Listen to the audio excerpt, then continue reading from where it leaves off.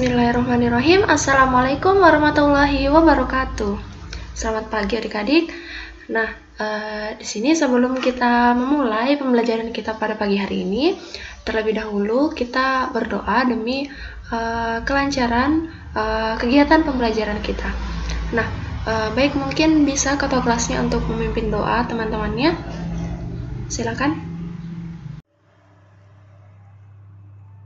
Oke, baik. Terima kasih kepada ketua kelasnya yang sudah memimpin doa. Nah, di sini kakak terlebih dahulu mau mengecek kehadiran dari adik-adik. Mungkin ada teman-temannya yang tidak hadir karena sakit atau izin. Oh ya, jadi karena hadir semua ya.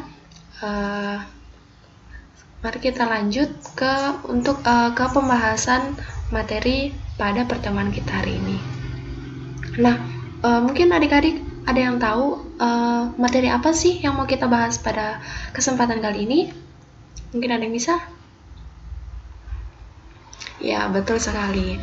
Nah, di sini kita akan membahas materi mengenai persamaan dan pertidaksamaan linear satu variabel atau disingkat sebagai PLSV dan PTLSV. Nah, selanjutnya di sini sebelum kita melangkah ke materi utama kita, terlebih dahulu kakak mau memaparkan mengenai KD yang terkait dengan materi PLSV dan PTLSV. Nah, di sini KD yang kakak gunakan itu adalah KD 3.6 terkait menjelaskan persamaan dan pertidaksamaan linear satu variabel dan penyelesaiannya. Kemudian untuk indikatornya, nah, indikator pada pertemuan pertama materi PLSV dan PTLSV ini yaitu menentukan nilai variabel dalam persamaan linear satu variabel.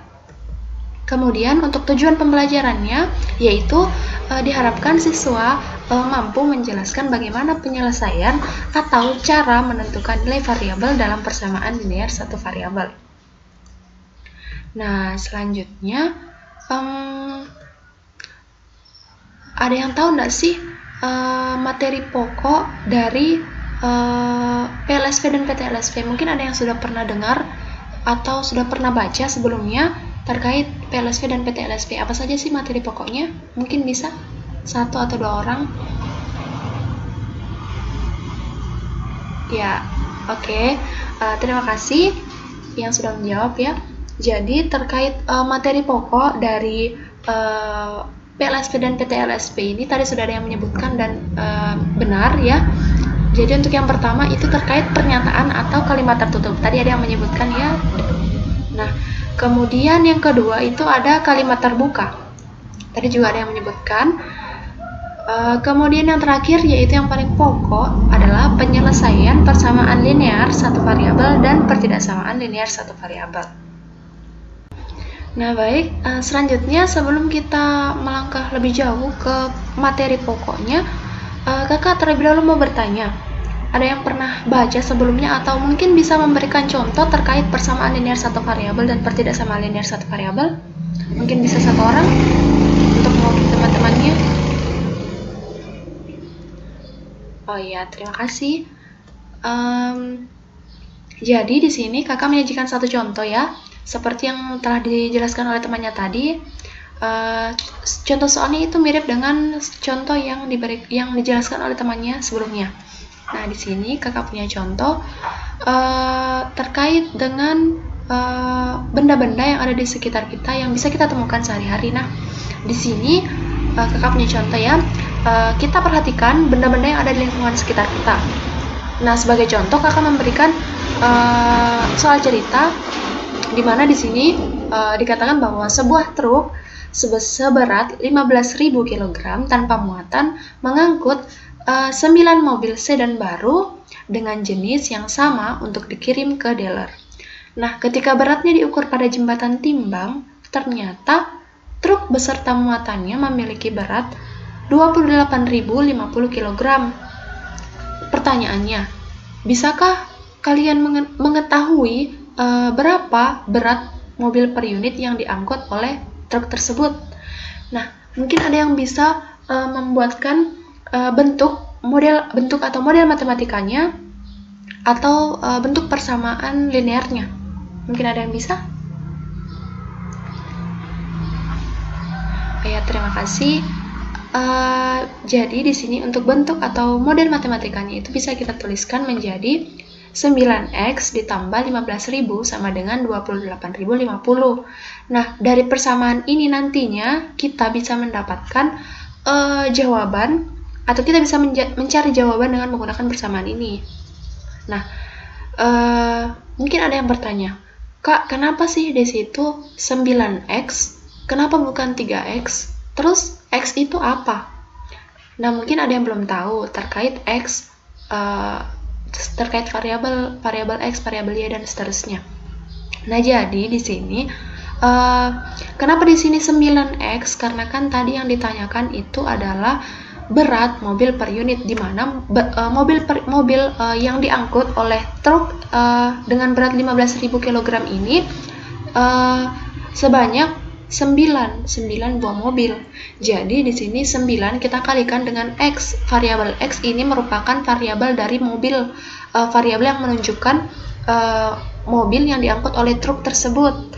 Jadi kita gunakan variabel x. Kemudian ini 15.000 merupakan berat truk tanpa muatan.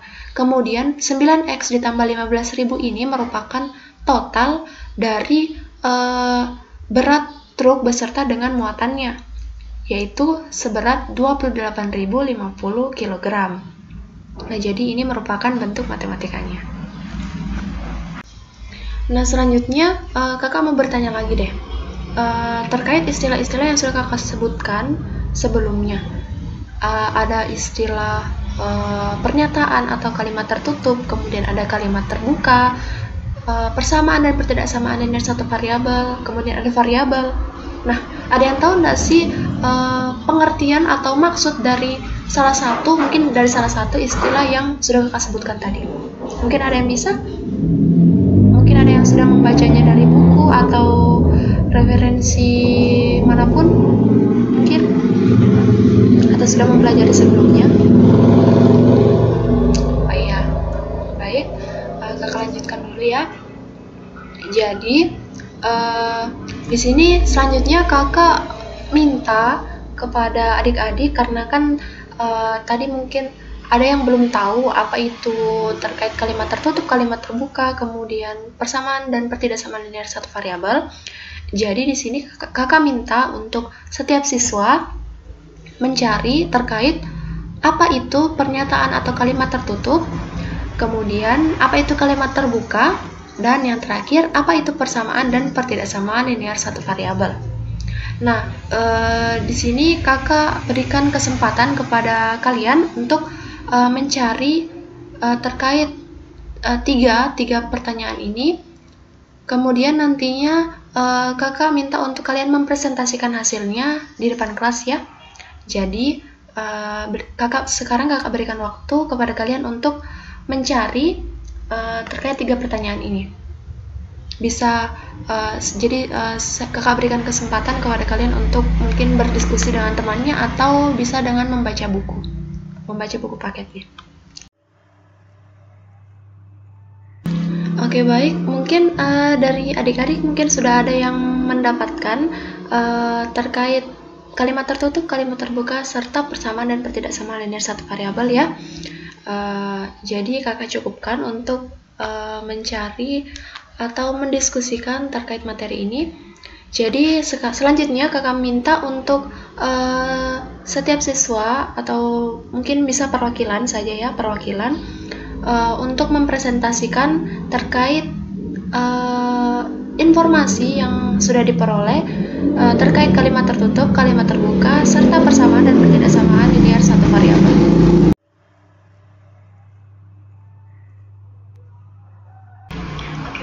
Terima kasih kepada adik-adik yang sudah memaparkan terkait pernyataan atau kalimat terbuka, apa itu kalimat pernyataan atau kalimat tertutup, kemudian kalimat terbuka, serta persamaan dan pertidaksamaan linear satu variabel.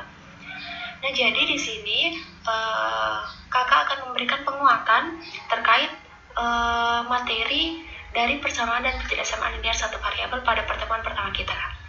Nah, di sini langsung kita Nah, ke pembahasan yang pertama, ulasan yang pertama yaitu terkait pernyataan atau kalimat tertutup. Nah, tadi temannya sudah ada yang menjelaskan ya terkait hal ini. Nah, di sini kakak punya kalimat-kalimat, di mana di sini yang pertama 6 ditambah 4 itu sama dengan 10. Kemudian ada yang kedua itu ada kalimat yang kedua itu adalah 9. 9 adalah bilangan genap. Nah, di sini kalimat atau pernyataan itu merupakan kalimat yang bernilai benar atau salah.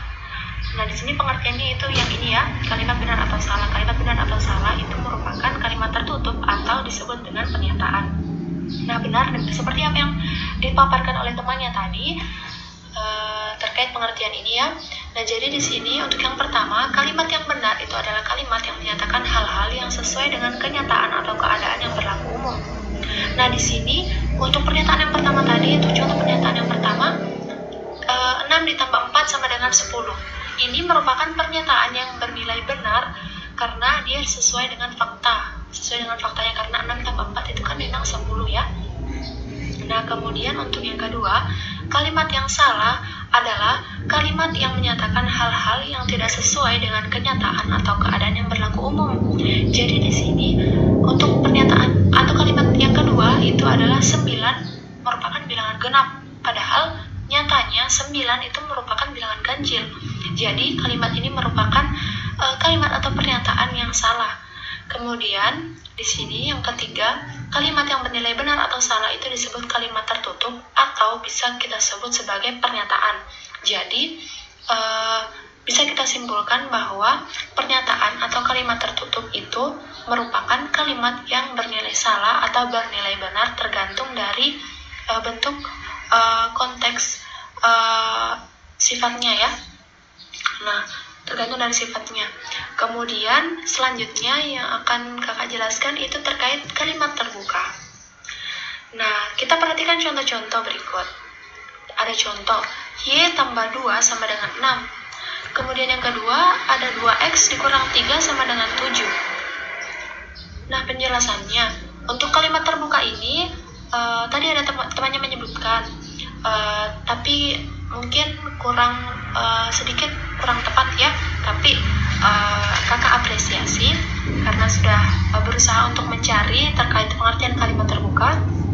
Nah, di sini kalimat terbuka itu merupakan kalimat yang belum dapat ditentukan nilai kebenarannya, yaitu bernilai benar saja atau salah saja karena dia memiliki unsur yang belum diketahui nilainya. Jadi ini untuk Y tambah 2 sama dengan 6 itu dia belum diketahui nilainya bernilai benar atau salah.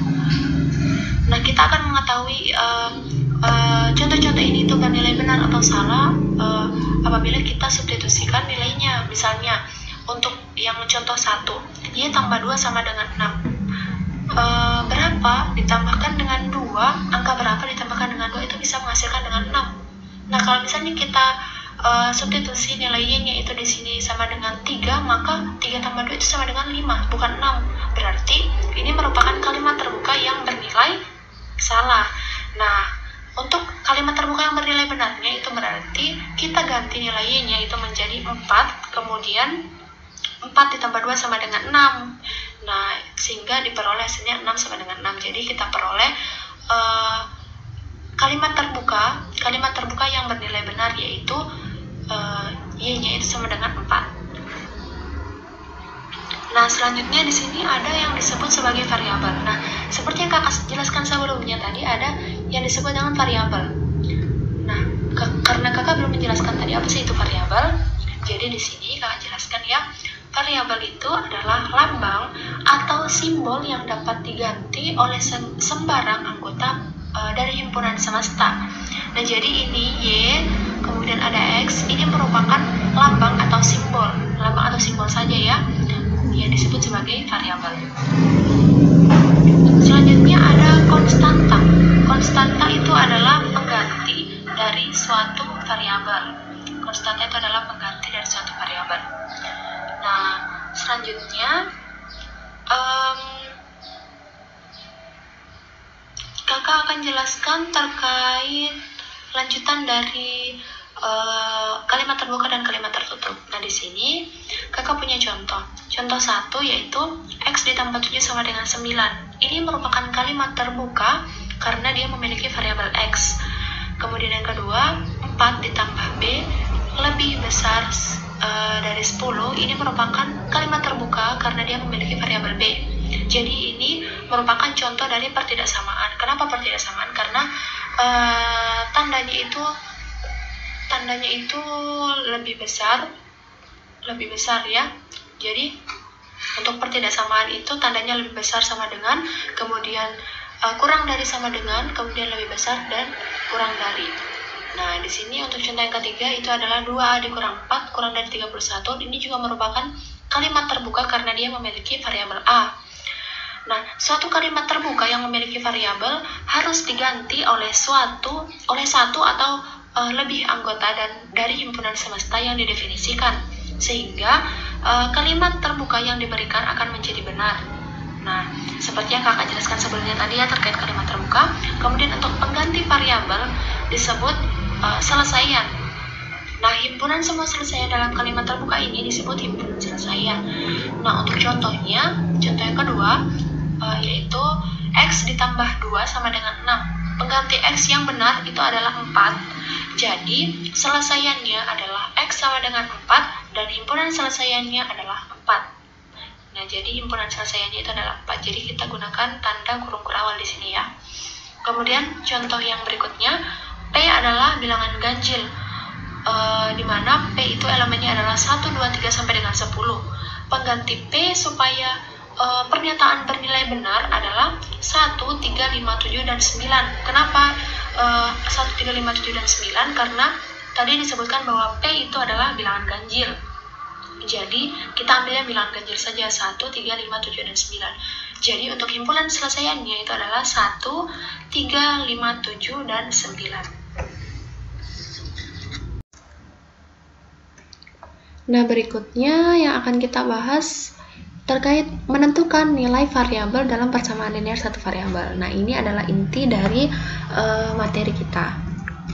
Nah, di sini kakak punya satu contoh soal. Soalnya itu adalah tentukan himpunan selesaian atau nilai X dari 12 ditambah X sama dengan 40. Nah, mungkin ada yang bisa menjawab terkait soal ini? Ya, jadi di sini kakak berikan penyelesaiannya ya, supaya kita nanti lebih mahir untuk menentukan nilai variabel dalam persamaan linear satu variabel. Nah, untuk penyelesaian alternatifnya, yang pertama yaitu kita tulis dulu soalnya, kita tulis kembali. Kemudian untuk ruas sebelah kiri dan ruas sebelah kanan kita kurangkan dengan 12. Kenapa? Karena supaya 12 pada ruas kiri itu bisa saling menghabiskan. Jadi nanti pada ruas kiri itu hanya bersisa variabel X. Jadi untuk ruas kiri dan ruas kanan itu sama-sama kita kurangkan dengan 12. Kemudian kita peroleh hasilnya itu X sama dengan 28, karena 40 dikurang 12 itu hasilnya adalah 28. Jadi kita peroleh variabel X-nya itu adalah 28. Nah, selanjutnya kita periksa apakah benar X sama dengan 28 ini merupakan variabel X yang sesuai jika disubstitusikan ke soalnya. Nah, kita periksa, jadi kita substitusikan nilai variabel X ini ke dalam soal. Jadi 12 tambah X sama dengan 40 sama dengan 12 ditambah dengan 28 sama dengan 40. Jadi kita peroleh 40 sama dengan 40. Jadi ternyata setelah kita substitusikan variabel X-nya sama dengan 28, kita peroleh hasilnya itu adalah 40. Jadi,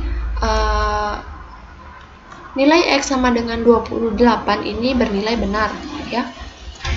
Jadi, kita peroleh himpunan selesaiannya itu adalah 28. Nah, baik, mungkin kita cukupkan ya pertemuan kita pada pagi hari ini. Untuk materi persamaan dan pertidaksamaan linear satu variabel. Semoga adik-adik bisa memahami materi yang kakak berikan pada pagi hari ini. Nah, selanjutnya saya persilakan kepada ketua kelasnya untuk memimpin doa untuk menutup kegiatan pembelajaran kita pada kesempatan hari ini.